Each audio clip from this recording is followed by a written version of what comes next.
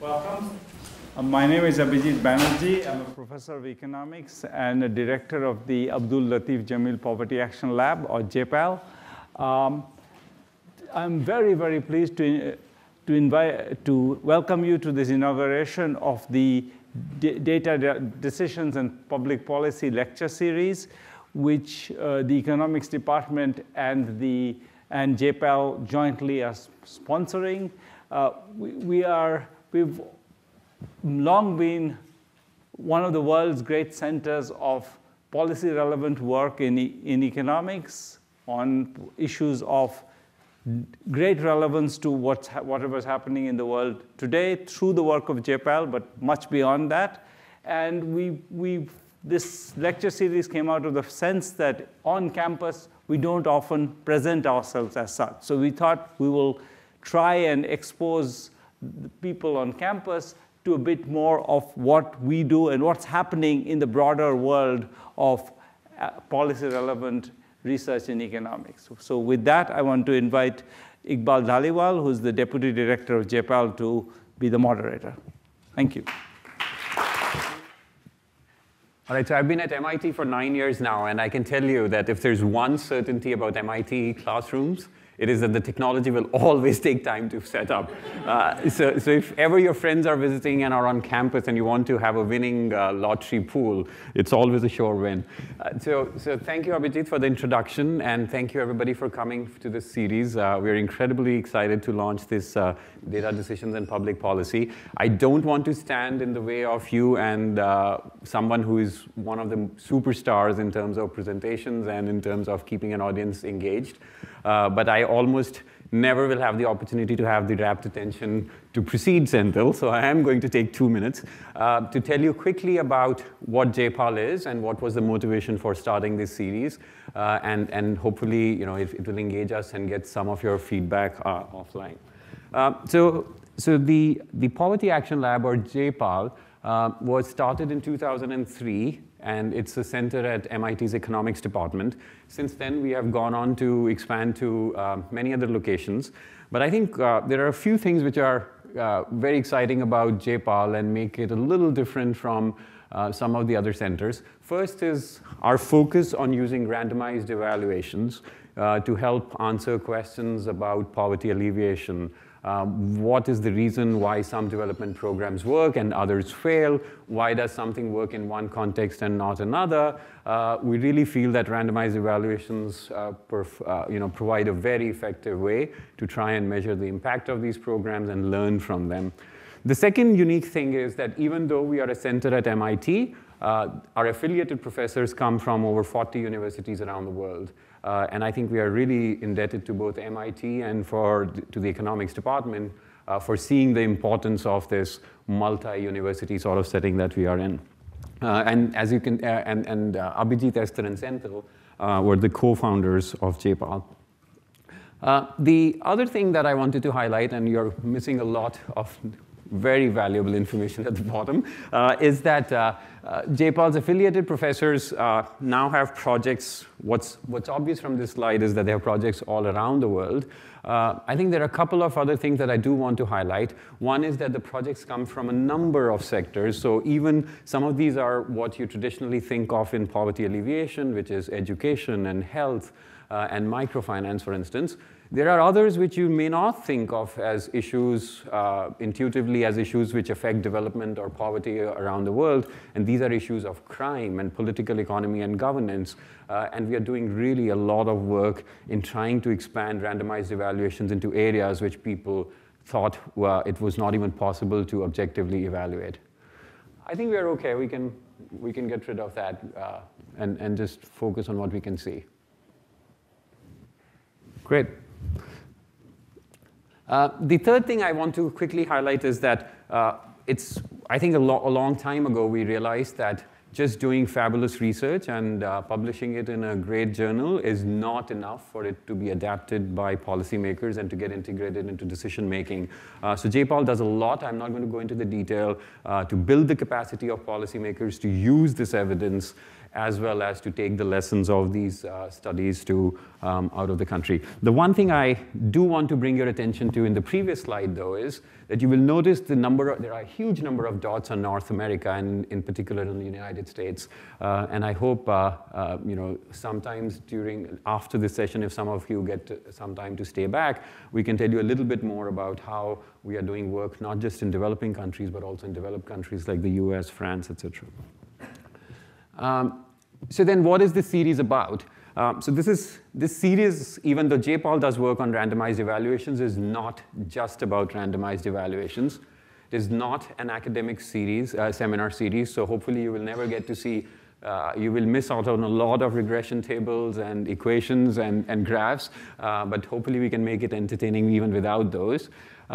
It's not intended to be a long talk, so you will get a flavor of some things, but perhaps not as much depth as you want, but that's exactly what we want it to be. We want you to go back from this series hungry to learn more, and therefore come to our website to learn more. And it's not just a local audience. I want to welcome about 300 people who are joining in a webcast from around the world. So what is if this is what it is not, then what is the series? It's a series at the intersection of applied microeconomics and development policy. The aim, very simply, was to foster collaboration and create opportunities for dialogue both within MIT and with the broader Cambridge community about issues of poverty alleviation. We are going to have a lot of time for Q&A, but I'm going to request you to ask very short questions, and hopefully, that way we can have lots more questions. And lastly, we are going to have a lot of the staff stay back, so it's an opportunity to engage with all of you. So if you have questions about what J-PAL does, please, our staff is going to be here at different locations. Please feel free to stay back. All right, so you heard of some of the reasons, but here is, I think, the most important reason we are doing this particular session, and I think what excites me most about being at J-PAL. So a lot of you must have seen this particular slide at MIT campus. While I'm standing on this side, actually my office is actually on the other side. But I think one of the most important reasons for us doing this particular seminar series is to break this false dichotomy between data and real people, to try and convince you through this series that real people use real data, and the real data that gets generated and the evidence that gets generated does lead to real decisions. So hopefully that is something that will come through. All right, so with that, I have the pleasure of introducing to you Sendhil Mullainathan, somebody who needs no introduction. He's a professor of economics at Harvard, and as I mentioned, one of the co-founders of J-PAL. His research interests transcend behavioral economics and into machine learning and applied econometrics. In fact, he's giving a seminar after this at MIT Economics on that. He's received numerous awards, including the MacArthur Genius Awards. And I do hope that when some of you come back to stage later to talk to him, you ask him how to fix up your classic espresso machine. So with that, Sendhil, thank you very much and welcome.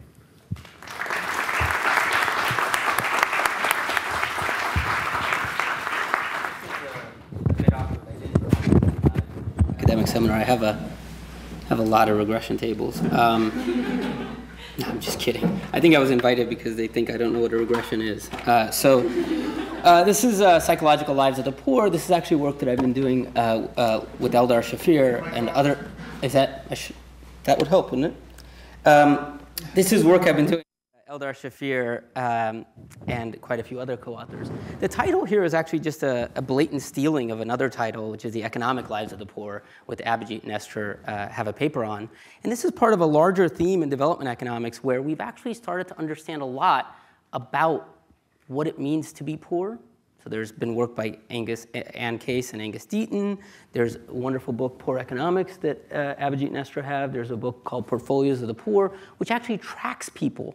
Week by week, you can see what's happening to them, their entire financial portfolios. An amazing set of things. And from this, we've actually learned a lot about what it means to be poor. For example, the average Indian adult is about 5'3" 115 pounds. To put that in perspective, the average European adult male in the late 1700s was the same height. Or an adolescent in the US at around 11 is the same height and weight.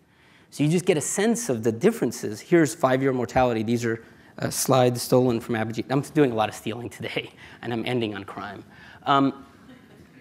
5-year mortality, I mean, you just see, look, the actual death rates. I mean, being poor kills you. We've learned other facts. We've learned, for example, that when you say somebody earns $2 a day, it's not actually $2 a day. It's a very, very volatile amount of earnings. One week you might make $20. Another week you might make nothing. That's not the same as getting $2 a day every day. That's a very different kind of physical life. We also had some surprising facts. I think a lot of people find this one surprising. This is a percentage of households living in a household with a TV. I don't think most people think the poor around the world have TVs. Why do they have TVs? Here's an example of a story from the portfolios of the poor. This is Faisal in Uttar Pradesh. His household income is around $36. At some point, he broke his leg. Now, as a physical laborer, a broken leg is really, really problematic. He has no health insurance. Since he had no health insurance, he has to somehow figure out how to treat it. He could go to a doctor, which is expensive. So instead, to save money, he went to a local sort of healer, a cheaper version of the doctor. That did not turn out very well for him. His leg really didn't heal very well. Over the next 6 months, he basically couldn't work. There was a ton of lost wages. Eventually, he just had to find the money and then take a treatment that cost about $250. Think about that. That's about eight months of his wages. One interesting thing in this story is Faisal and his family avoided taking on expensive interest-bearing loans. Instead, somehow they got the $250 not from borrowing at high interest rates, but spending down savings, et cetera, et cetera. We know a lot about what happened to Faisal. But do we? Do we have any sense of what's going on inside his head? We've learned a lot about the material lives of the poor, what it means around them, what they own, what they don't own, what they earn, all the things happening around them. But it seems like we want to also understand what's happening inside the head, what's going on in the inner lives of the poor. I think there's some reasons we want to know this. There's the first reason, which is we obviously are interested in poverty because we care, because we want to do something. But if we're going to do something, presumably it should be something to make Faisal happier or better off in some way, which is an inner state. But there are other reasons to care. If you actually start looking at many of our programs, here's a public health program. You're going to go, you're going to communicate to people. The act of communication fundamentally depends on what's going on inside Faisal's head, in what he hears, what he doesn't hear, what he's thinking about. Here's a rural finance program, KGFS, which tries to give loans to low-income individuals. The effectiveness of that program, or even what it does or what happens, all depends on the kinds of decisions Faisal makes, which in turn are about what's going on inside his head. Conditional cash transfers, which you might have heard of, is another program. Every development program, we're so used to, from the 1960s and 70s, thinking about development programs as running on an infrastructure. And if I told you electricity was the infrastructure, you'd say, of course, roads, those are infrastructure. But really, what's happening inside the head of the poor, the decision-making capacities, what they're feeling, what they're going through, that is a core infrastructure of nearly every program, because it relies on people doing something, on how people feel. And so what I want to try and do is to just understand what's going on inside. And I think part of the reason that we're a little bit slow to do this is that there's a sense in which economics actually shares elements of behaviorism, which is, hey, let's just look at what people choose. Let's just look at what people do. I mean, what's all this stuff inside the head? Who can know what that is? Well, sometimes behaviorism has fallen prey to things, and at the end of the day, there's a question of whether we can actually make progress looking into the psychological elements. And that's what I'm going to try and do. I'm going to try and paint for you a picture, an emerging picture. Nothing I'm going to tell you today is the end of any story. Maybe a bunch of things I'm going to tell you are going to be proven wrong with time, but it's the beginning of a story, and I want you to see where that story is starting. To do that, you're going to do what you probably were really hoping to do this afternoon, which is take a test. So I'd like you all to get some pen and paper, and all I want you to do is Listen to me while I read a list of words. When I read this list of words, I do not want you to write. I don't want you to put it down. This is a memory test. And the good thing about being on this side of the river is nobody cheats. So I expect that you guys are not going to be doing anything but listening to me. When I am done reading this list of words, you'll just write down everything you remember. It's a very, very simple exercise. Make sense?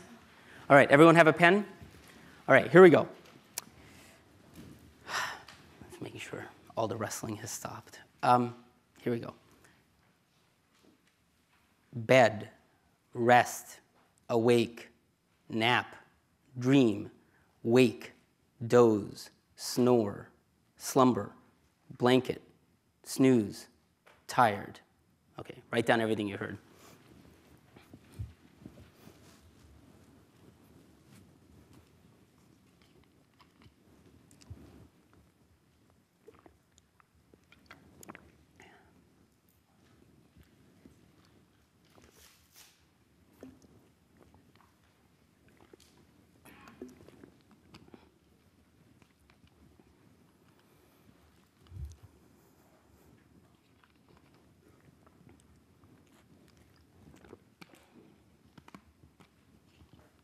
Especially like the people looking off into the distance trying to remember as much as they can.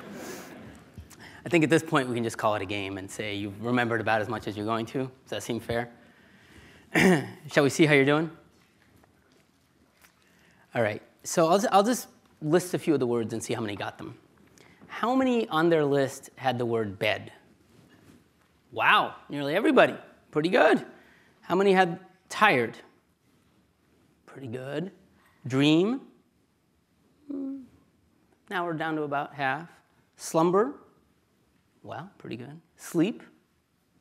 About the same. So I'd say, I mean, tell me if I'm wrong, but bed and tired got the most, and all the other words got roughly, I mean, you guys have a great memory. You got like 70%, I'd say. And I'm just going to put the full list up, and then I want you to score yourself, and we'll see how you did, yeah?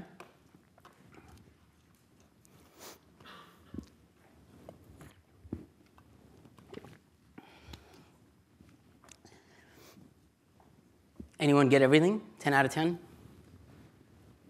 What's going on here?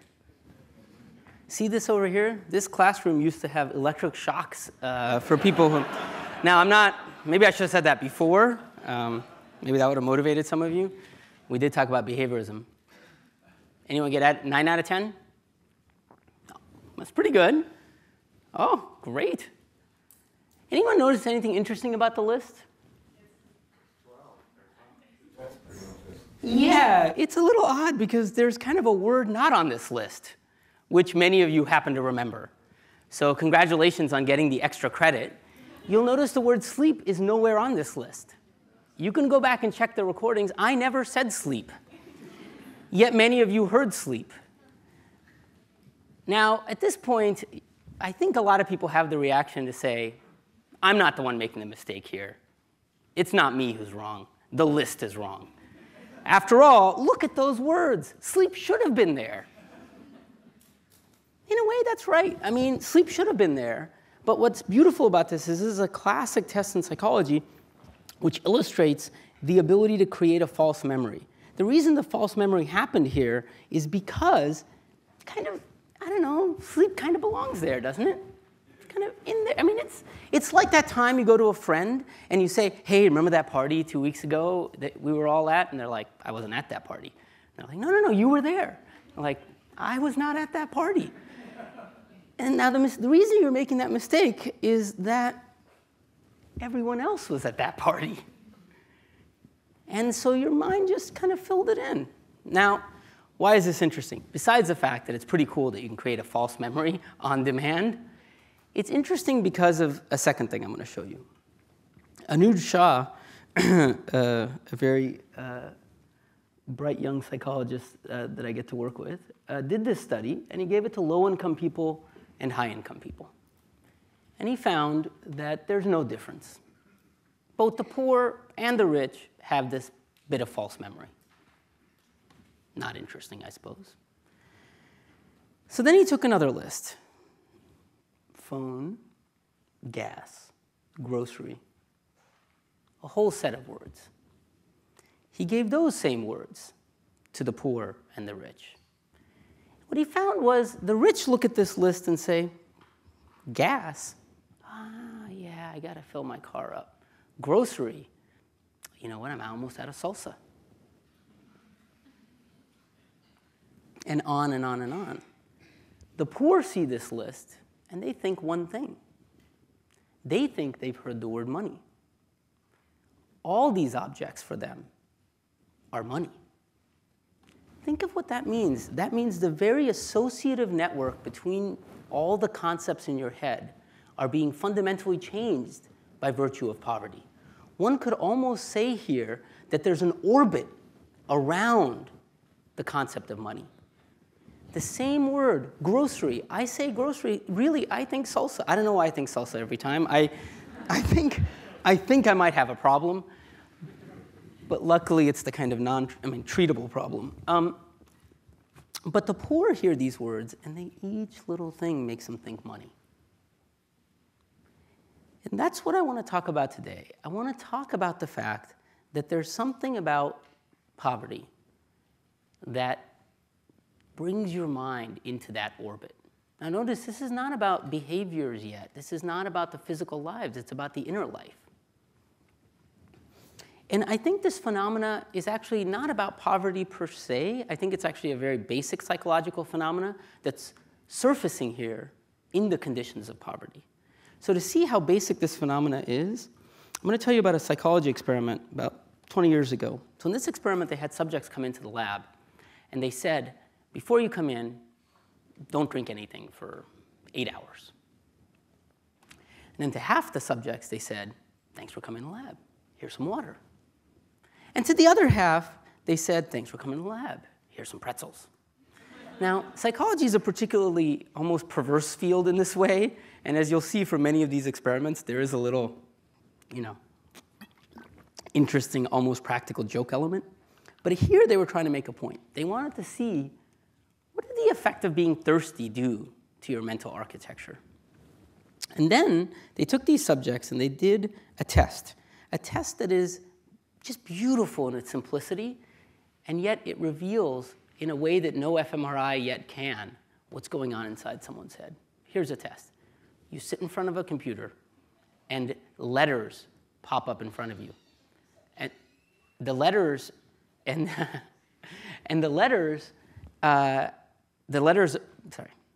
sit in front of a computer and letters pop up, like here's a sequence of letters. And you have to hit one key if it's a word, and you have to hit another key if it's not a word. So for example, that's a word, this is not a word, and so on and so on. So the tests go. This test is so simple, I think even my undergrads could get it.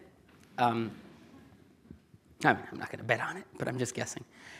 And what the test is not about accuracy. Did you get that chair was a word? Everyone gets that.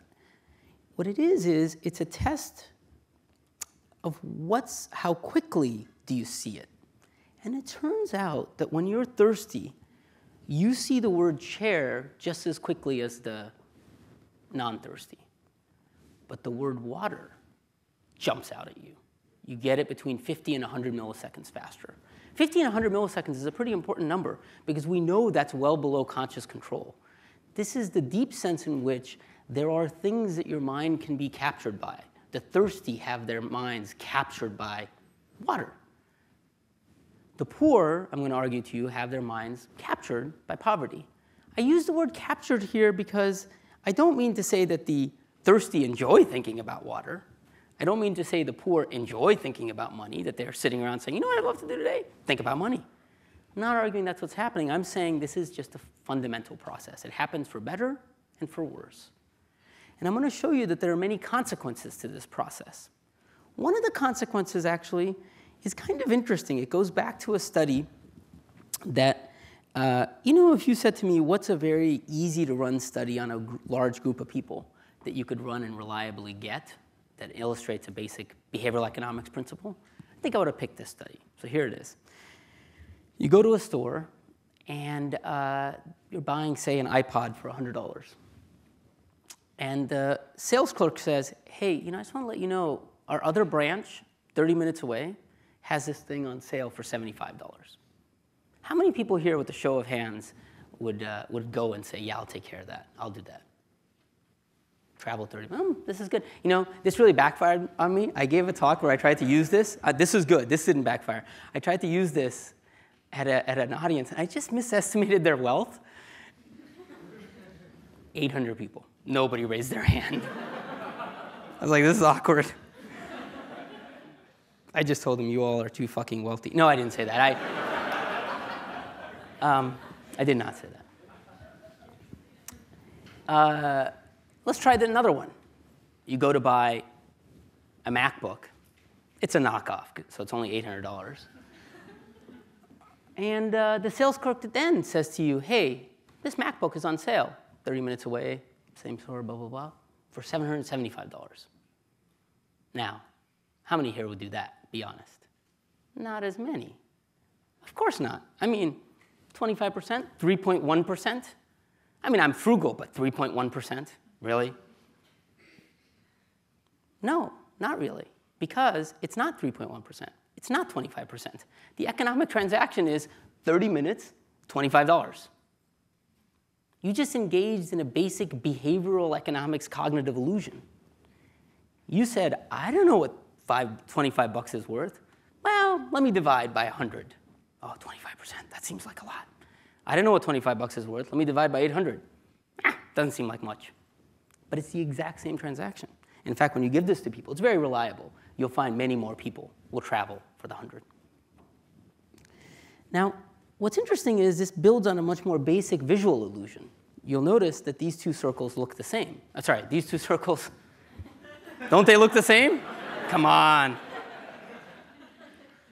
I wonder if I just said it enough times you guys would agree.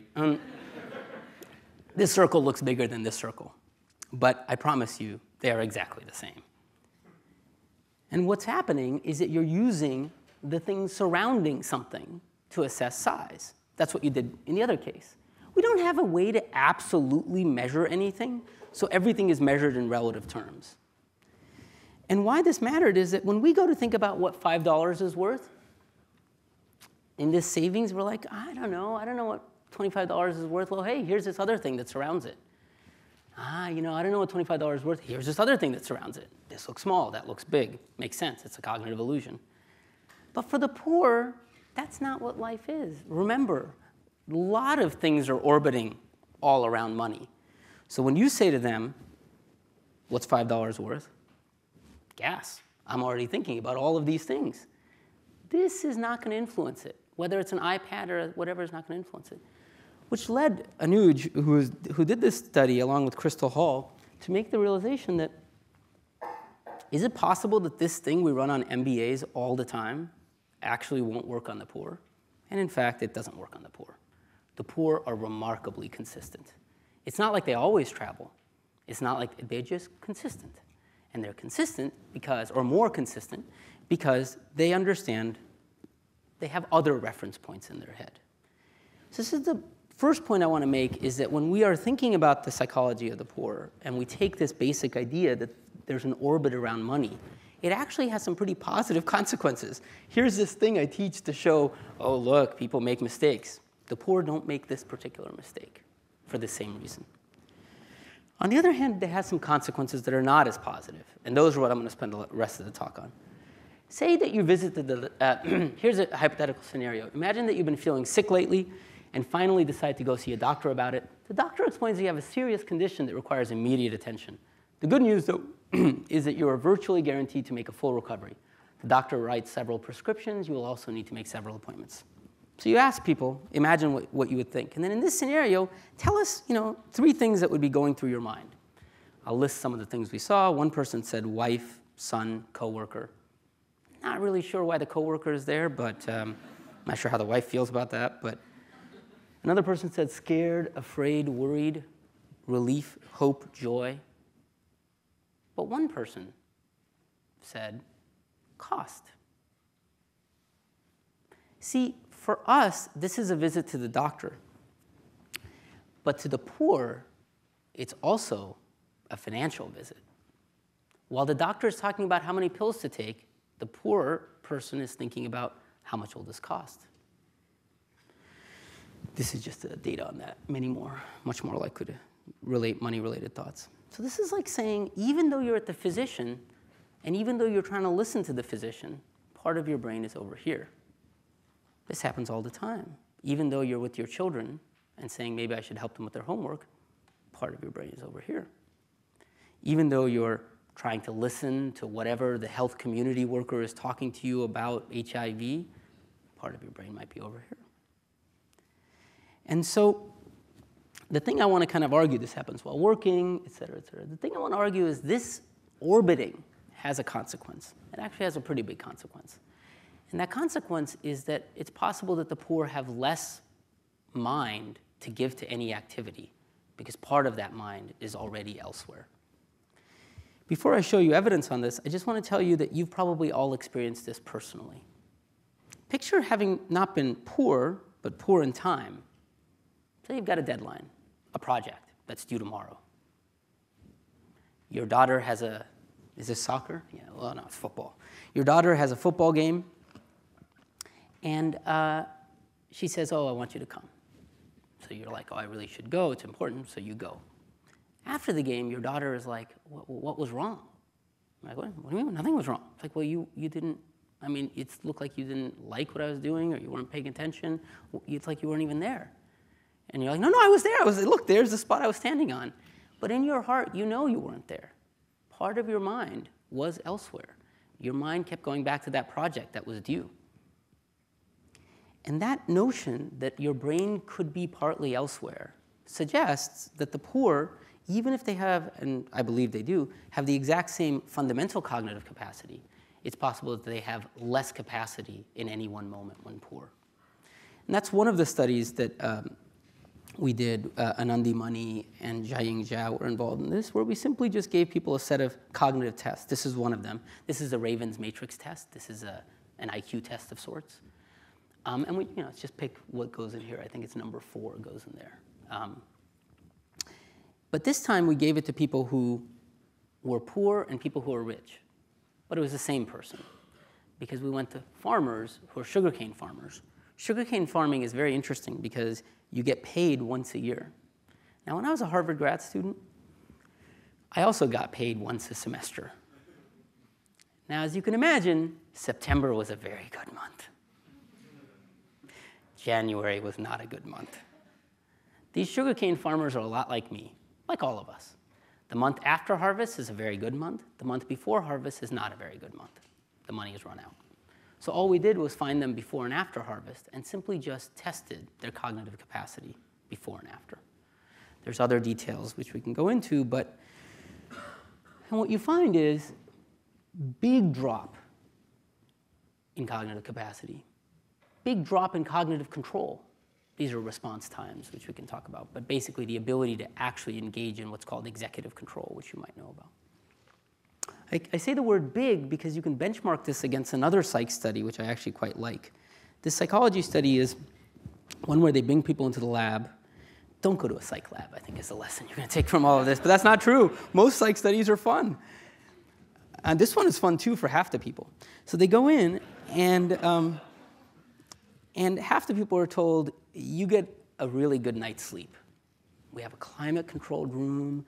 It's dark, very good bed, very quiet. That's you guys. You guys, on the other hand, get no sleep tonight. In fact, just to make sure you don't fall asleep, I've got a grad student right here. This grad student's had a lot of Red Bull. And they will just make sure you do not sleep. Next morning, 9 a.m., you guys are well rested. You guys hate me by now. And you're both given the same tasks I just showed you. These are studies to see the effect of an all-nighter on cognitive capacity. Now, in case some of you are still undergrads and have not learned this fact fully yet, you are an idiot after an all-nighter. You are really taxed. If you have a choice in some weird sci-fi bizarro world to be on the road with either a drunk driver or someone who's just pulled an all-nighter, choose the drunk driver. You are safer. It is a genuine fact. Why am I telling you this? I'm telling you this because it turns out the magnitudes that you just saw for the poor are about 66 to 75% of the size of this effect, which says it's as if the poor are pulling all-nighters. But for them, it's every day. That's a sense in which something as simple as having your mind orbit around poverty can have some pretty large and big effects. And I think that's where this research, part of this research is going, is to say, look, if poverty affects bandwidth in this way, and we know that that could affect decisions, there's other research on this, that could affect behaviors, that could affect what you earn, that can affect enjoyment of life. One thing I think most people don't fully appreciate is that it takes actual cognitive effort to enjoy the things around you. And this comes from a large set of lab studies. And as Iqbal is saying, I think the next generation of these studies is to say, why can't we run field studies that start to see the full chain? What happens, for example, Anandi Mani, Paul Niehaus, and Anuj Shah have a study where they've just been giving people cash, pretty big cash amounts. And you see it has pretty big effects on their decisions, on specifically their ability to look to the future and delay discounting. Supreet Kaur, and Frank Schilbach, who's sitting there, who did not take the memory test, have a set of studies that they're running right now to see the effect that this has. Does being poor actually inhibit your ability to earn less? I think it also helps us understand, besides seeing these effects roll forward, it has helped me understand some of the physical facts. Why do the poor own TVs at such high rate? When's the last time you had a lot of things buzzing in your head? Think back to that time. Did you watch more or less TV? There is something very, very powerful about having hedonic anesthetics, things that in some sense try to shut out other things. One of Frank's hypotheses is that's why the poor use alcohol. Think back to this, caloric intake. Here, we were looking at the physical stunting that all of this had. We know the poor have fewer calories, but does having fewer calories just mean physical stunting? Let me tell you about a study that I really liked. This was a study from 1943. This was, the Allies had just been taking control of Germany, or sorry, German-occupied lands. And as they were taking control, they were finding lots of starving people. And the Allies actually had a really good question. How do we feed these people? Can we just give them all the food they want? Or will that cause some sort of systemic shock? So they went to scientists and they said, please tell us what we should do. And the scientists said, great question. Give us some money and we'll run a study. So you would have thought some things change, but they don't. They ran a study, and the study was in Minnesota. They brought men like this man. This is a man in this study.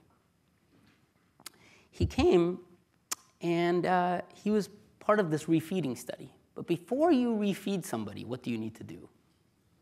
You need to starve them. The first 6 months of the Minnesota study was a starvation study. It turns out there's not much interest, nothing much interesting happens on the refeeding side, but a lot of interesting things happen on the starvation side. A lot about what we know about hunger originated from this study and follow-ons from these studies. For example, many of you who know a lot about hunger will know this man is only partway through the starvation period. Anyone want to say why? There's a telltale sign, yeah. He's not bloated. When you starve, weight goes down until at some point weight starts to go up. And that's, you can see his stomach is still concave, not convex or something else. Okay, oh my goodness. I'm just going to blow through this. I've only got a couple of minutes left. But what's really interesting in the study that I think is just fascinating is not only what happened to the man's body, but what happened to all the subjects' minds. Much like the poor had an orbit around food, the hungry seem to have an orbit, the poor have an orbit around money, the hungry seem to have an orbit around food. For example, you know what the men's favorite pastime was? Reading cookbooks. Not a good pastime. You know what more than half of them said they were going to do when they left the study? Start a restaurant. They did not start a restaurant. Everything was tinged through hunger. I'm telling you this because here we've been talking about poverty, but in fact, Why can't we just look at the cognitive effects of nutrition? And Heather Schofield, who's one of the young researchers at Penn, has in fact been doing that. Instead of looking at poverty's effect on cognitive capacity, she's been looking at hunger's effect on cognitive capacity. So this old thing which we know is a physical fact of being poor, let's actually see what it says about the mental lives. And I won't have time to go through this, but she has some great results that show, both in terms of physical earnings and cognitive capacity, big effects that I think are actually quite intriguing. And we can keep going like this, and I will just keep going. So for example, why just look at nutrition? What about all this volatility? Maybe if you're not poor, but you get a lot of volatility, it has a lot of effects. What happens if you're afraid of a drought? Jeremy Lachand and Anandi Money have a very interesting set of studies that seem to be showing some effect, at least at the beginning, of facing a lot of drought risk on cognitive capacity. And we can go on like this. Pain, alcohol, as I mentioned, what Frank is working on. There are just many, many elements. And I think we're just starting in this area. I'll skip through this. We're starting to see other cognitive effects, stress, self-confidence, locus of control. There's a nice review paper by Haushofer and Fair. Let me conclude by what all this implies for policy and talk about the next steps forward. Let's go back to that community health program. One of the interesting things is people often think about the timing of programs in terms of when people are free. Oh yeah, lots of people can show up because it's not harvest time yet. Sure, they have a lot of free time, but that exactly is the time when they might not have any mental bandwidth. So are we putting the programs out when there's high mental infrastructure to take advantage of the programs? What about conditional cash transfers? Do this and you get this much money. Do this and you get this much money. Picture sitting around a room and I say, you know, I really want the poor to do this other thing.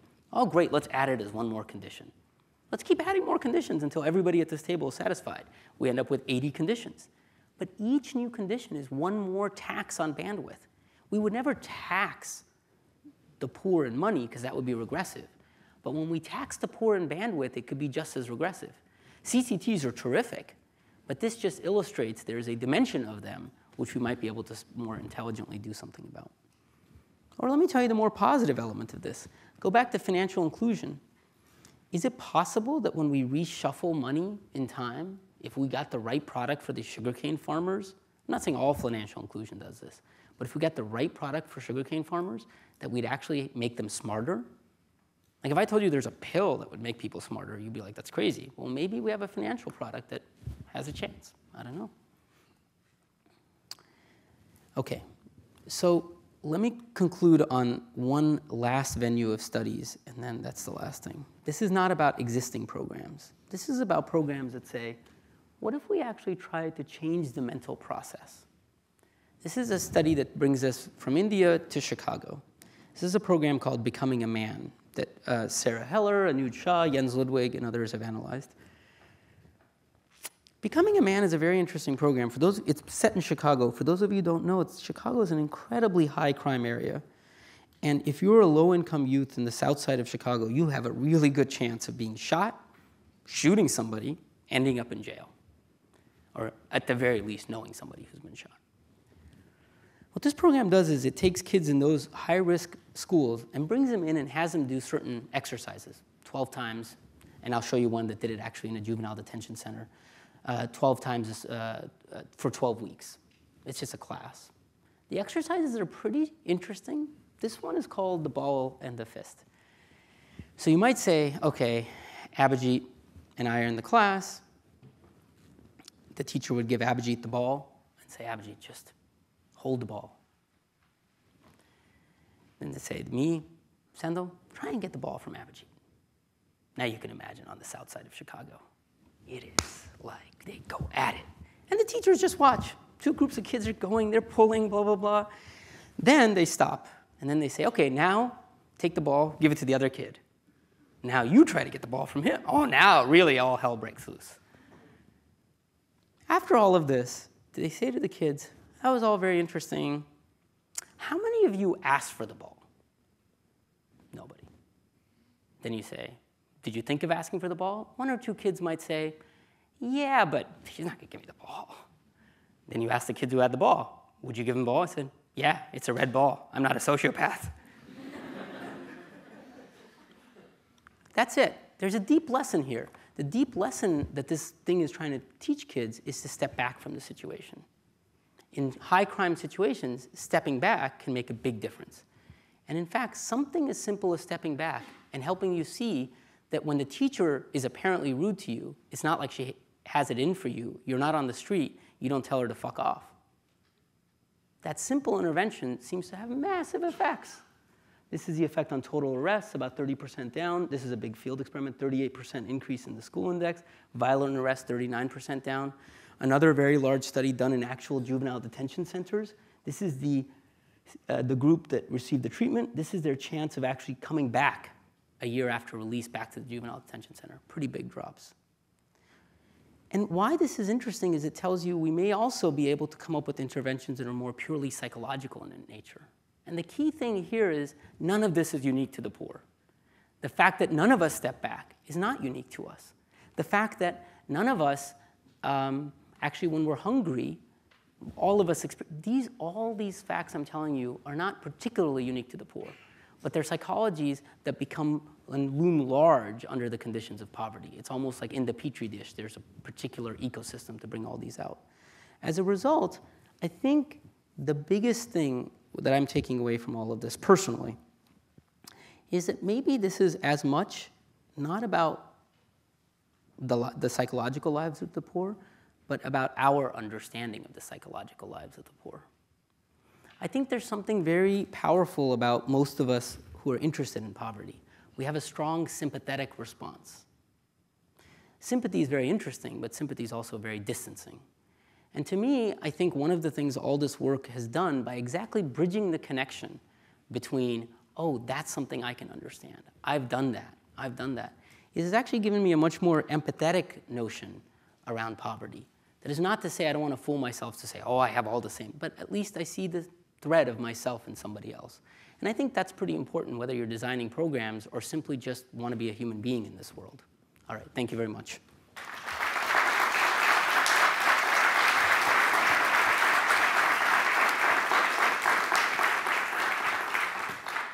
Thanks very much, Sendhil. I turned this on. Can you hear me? Yes. So we're going to throw it open for questions. As I said, we'll take 4 or 5 questions at a time, and then Sendhil, you should feel free to answer in whatever order or take whichever questions. The only request I have is if you could just repeat at least a little bit of the questions, because for the people on the web on the webinar, I'm going to start off with one question. Every time I see these sessions, including yours on behavioral economics, it seems very seductive and very simple, some of these interventions. So is there a reason that they are not adapted as much as they should be around the world? Are there any barriers or any reasons why we're not seeing much more of this happening than it should be? I would actually say I think we're seeing a pretty high rate of adoption. I think that anything new basically there's an S-shaped curve. And I actually think in behavioral, in the last 2 to 3 years, we've started to see that switch up of the S-shaped curve. Many governments now are starting to build what they call nudge units to investigate these things. So I think all the ground is right, and I actually don't see any adoption impediments. It seems pretty straightforward. If anything, I worry it's going to be, to the theme of JPAL, that it's going to be over-adopted. I think it's very easy for people to say, oh, here's a behavioral insight, let me just go ahead and do it. But there's nothing, all these things need to be tested just because there's some psychology experiments underlying it, motivating it. I'm more worried about over-adoption than about under-adoption at this stage. Great. Yeah. Okay, so especially with the Chicago example, South of Chicago is also primarily Black. And there's been a lot of literature around stereotype effects on assets in cognitive creation. So what happens when you layer on poverty and racism? Yeah, it's a very, very astute question. The question is, if you're African American and there's a literature on stereotype threat leading to cognitive load, is there sort of a double tax that's going on here? We just don't know. And I think that I think the stereotype threat aspect of things is particularly important in these areas. I think it's a great question. I would love to know. What do you guess? Come on. It is a double blow.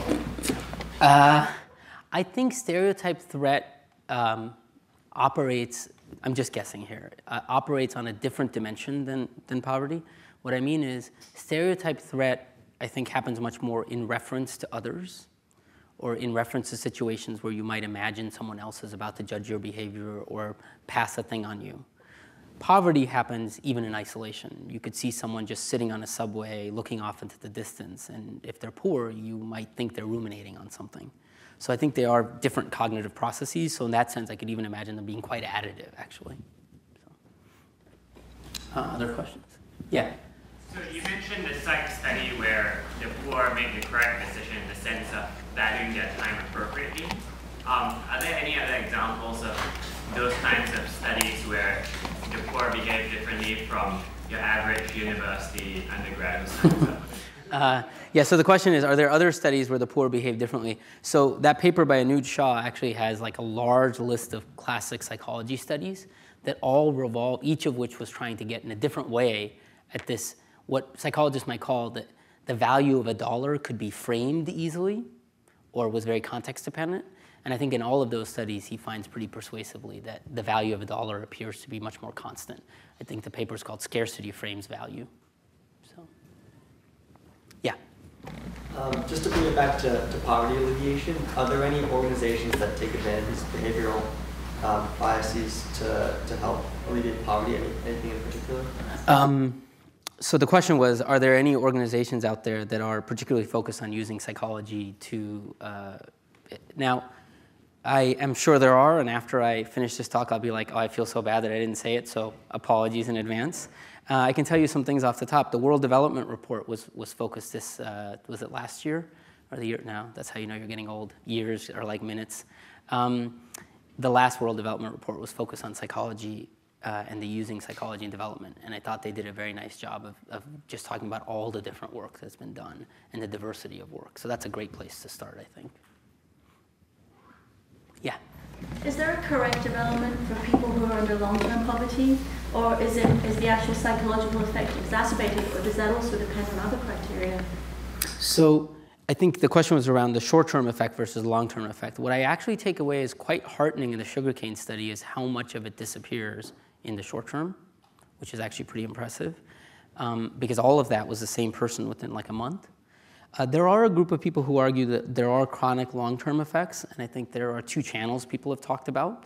The causal inference there is always a challenging part because it's very hard to get these sort of long-term experiments to work. But the two channels people talk about are early childhood, and so long-term effects of either whether it's early childhood like inputs, such as having your parents talk to you, et cetera, or just early childhood stress. Some people have gone so far as to talk about biological effects on the brain in terms of development.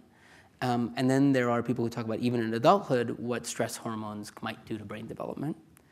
I think those effects, if you take them, even just the estimated effects, are pretty big in size and certainly big enough to merit investments in those activities if you take those as real effects.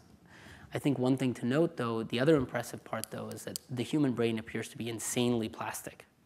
So to the extent that there are scars left, they are also swamped by the, not swamped, but it's always important to remember the enormous plasticity that's left. So for example, the effects that I showed you, which are the plastic effects, are much bigger than the scar effects.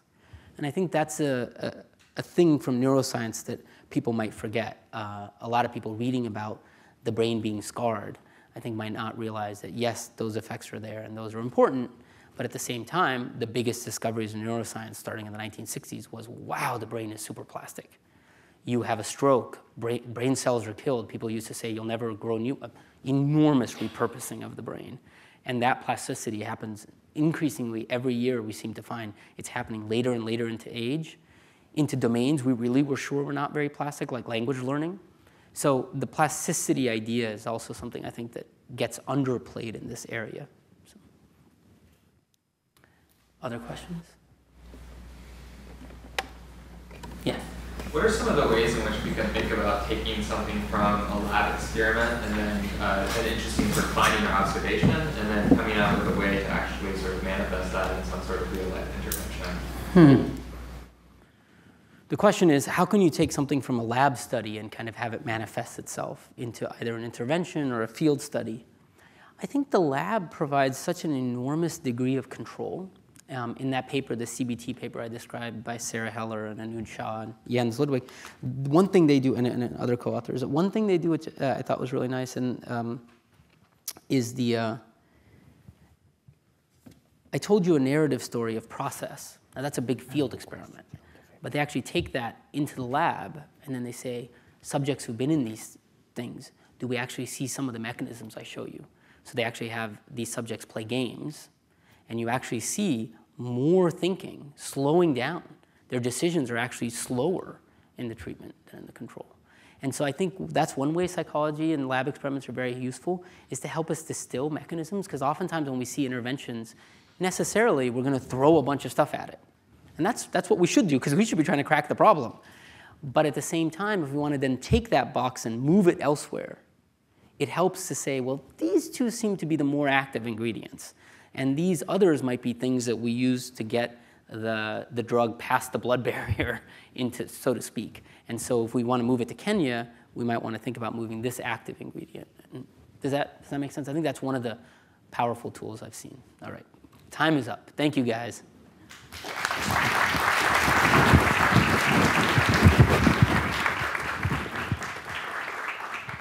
Thanks very much, Sendhil, for such an interesting lecture. And we have a JPAL mug for you so that every time you are thirsty or decaffeinated, you are thinking JPAL rather than anything else. Thank you very much for doing this. So we're going to have a few JPAL folks who are going to stay around towards the front. So if you have any questions about some of the work that we have been doing, we are happy to answer. Thanks again so much for coming, and we'll see you hopefully in a few weeks for our next episode. Thank you. Thanks.